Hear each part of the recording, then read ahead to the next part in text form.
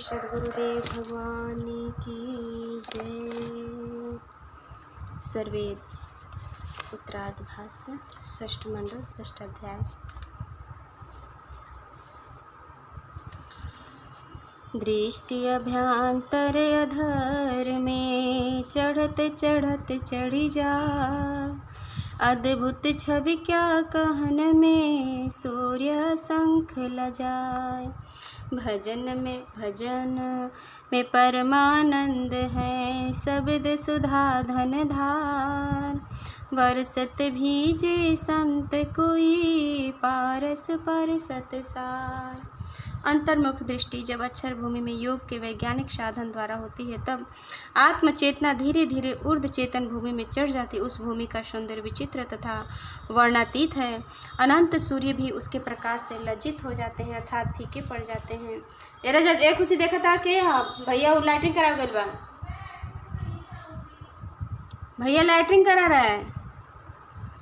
विचित्र तथा वर्णातीत अनंत सूर्य भी उसके प्रकाश में लज्जित हो जाते हैं, अर्थात फीके पड़ जाते हैं। प्रभु के भजन में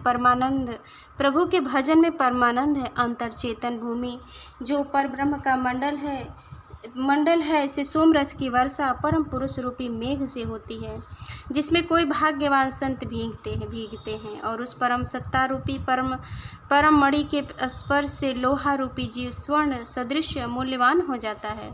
ऊर्ध्व नदी नेह तत्व की मानो सुर सरिधार, मंजन करिए प्रेम ते चढ़े शब्द रंग पार। जीवन मुक्ति जो चहे जीवन मेरा तक हो, सुने अरसठ पर यकह है निस दिन जाग मिलो। यहाँ ग्रंथकार ने परम सत्ता को गंगा नदी की उपमा देकर उसका विचित्रण किया है।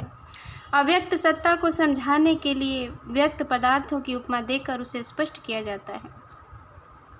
वस्तुतः वह चेतन सत्ता अवर्णनीय है, वह ऊर्ध्व भूमि में स्थित है।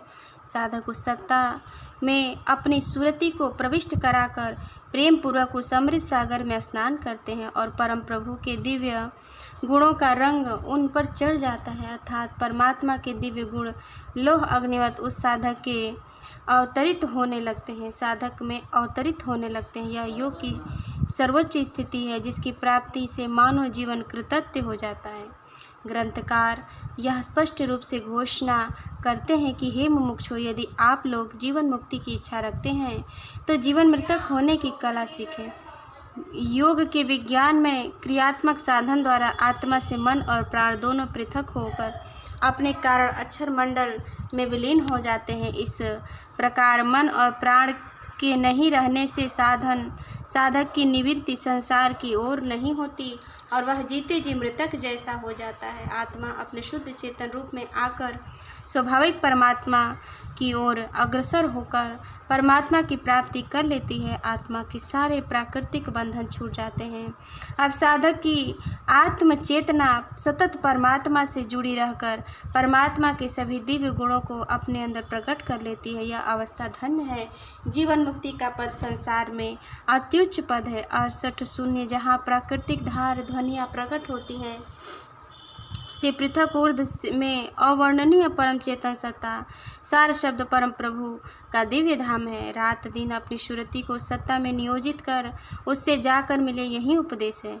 ज्योति जगमगा छत्र सिर अनंत सूर्य प्रकाश, दम के दामिनी में बिना झलके मोती भास। अहम बीस सब ही मिटे शिखर ज्योति दर्शाय, धन्य धन्य सो हंस है सत्य पुरुष जेहि पाय।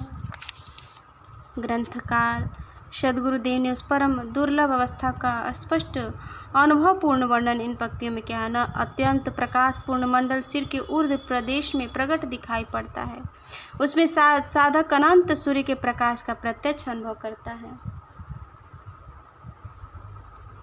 बिना बादल के उस भूमि में रह कर विद्युत की चमक दिख पड़ती है। मोती जैसा श्वेत प्रकाश अनुभव में दिखलाई पड़ता है। इस अवस्था की प्राप्ति के पश्चात साधक के सभी अहंकार जन्य विकार मिट जाते हैं। उसके सिर पर प्रत्यक्ष परम ज्योति दिखलाई पड़ती है। जिस साधक की ऐसी स्थिति हो वह धन्य है। उसमें उसने परम प्रभु को प्राप्त कर लिया। प्रभु प्राप्ति का अनुभवपूर्ण लक्षण इन पंक्तियों में बतलाया गया है, जो अन्य आध्यात्मिक ग्रंथों में दुर्लभ है।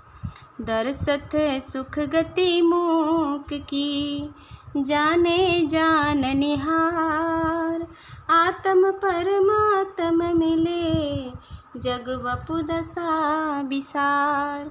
चांद सूर्य पावक नहीं, रैन दिवस नहीं हो। सम प्रकाश सुख दुख नहीं, जड़ चेतन नाही को। साधक इस उच्च स्थिति में अवर्णनीय आनंद का प्रत्यक्ष अनुभव करता है। जिस प्रकार गूंगा मुख से अपने अनुभव को वाणी द्वारा व्यक्त नहीं कर सकता, उसी प्रकार साधक इस दिव्य अनुभव की प्राप्ति के सुख का वर्णन वाणी के द्वारा नहीं कर सकता। आत्मा और परमात्मा का पारंपरिक मिलन हो जाता है और साधक अपने स्थूलादि शरीर को बिल्कुल भूल जाता है। परम प्रभु का दिव्य धाम चेतन महामंडल है। वहाँ चांद सूर्य अग्नि रात दिन सुख दुख आदि प्राकृतिक कोई भी पदार्थ नहीं है। जड़ चेतन का वहाँ पारस्परिक संबंध नहीं है। वहाँ चेतन ही चेतन है। परम प्रभु का दिव्य प्रकाश चेतन और एक रस है। उसमें हास्य विकास एवं किसी प्रकार का परिवर्तन नहीं होता। दृश्य भास जग का मिटे, आप में आप लखो। ब्रह्म जीव मेला भया, व्यापक व्याप्य समोय। पंचभूत गुण नहीं रहा, नहीं त्रिजग संसार। सत्य सत्य सत ही रहा, अद्भुत ब्रह्माकार। इन पंक्तियों में भी ग्रंथकार ने ब्रह्म प्राप्ति के लक्षण का वर्णन किया है। साधक अपनी आत्मा के अंदर परमात्मा का प्रत्यक्ष दर्शन करता है। जगत के सारे प्राकृतिक दृश्य साधक के समक्ष अब तिरोहित हो जाते हैं। परमात्मा और आत्मा का जब मिलन हो जाता है, आत्मा में परमात्मा ओतप्रोत व्याप्त प्रत्यक्ष अनुभव दृष्टि में आता है। पंच तत्वों के त्रिगुण तथा तीन लोकों के प्राकृतिक दृश्य वहाँ नहीं रहते हैं। अब एकमात्र सत्य स्वरूप चेतन परमात्मा ही साधक के सामने प्रत्यक्ष अनुभव में दिखलाई पड़ता है। जागृत स्वप्न सुस्पति, तुरीय अवस्था पार। दुर्लभ गति विज्ञान की, कोटिन भय न्यार।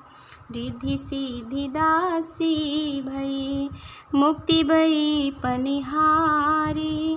बंदे गढ़ वेदन तहाँ, धन्य जो शब्द विचारी।